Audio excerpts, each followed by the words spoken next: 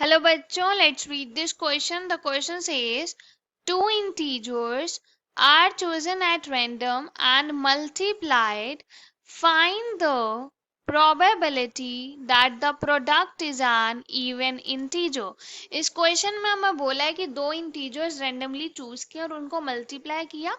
हमें यहाँ पे प्रोबेबिलिटी फाइंड करनी है कि जो प्रोडक्ट है वो इवन इंटीजर आ रहा है. So for this firstly we see the key concept to solve the question. इस क्वेश्चन को सॉल्व करने के लिए हम कंसेप्ट यूज करेंगे that probability of any event is equal to number of favorable cases divided by total number of cases. इस concept को use करके क्वेश्चन को सॉल्व करेंगे. Question is of easy level. Let's start solving the question.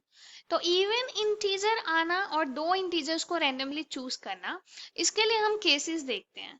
तो अगर हमने दो integers randomly choose किया, ऐसा हो सकता है दोनों इंटीजर्स इवन हो. सो बोथ इंटीजर्स, सॉरी यहाँ पे इंटीजर्स है, both integers are even.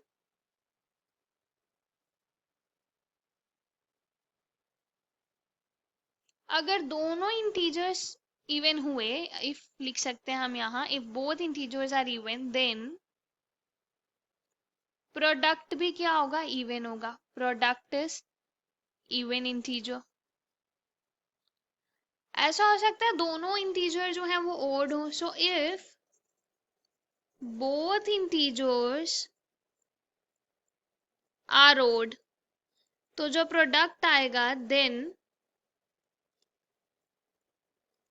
Product, दोनों ऑड होंगे तो प्रोडक्ट क्या होगा, ऑड इंटीजर होगा. ऐसा हो सकता है एक इवन हो एक ऑड हो. If one integer is even and other is odd, then the product is even. अगर एक इवन एक ऑड होता है तो प्रोडक्ट जो है वो इवन इंटीजर आता है.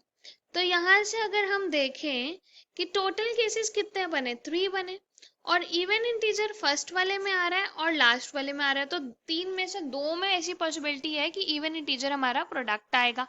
तो यहां से हम देखेंगे probability of getting product as even integer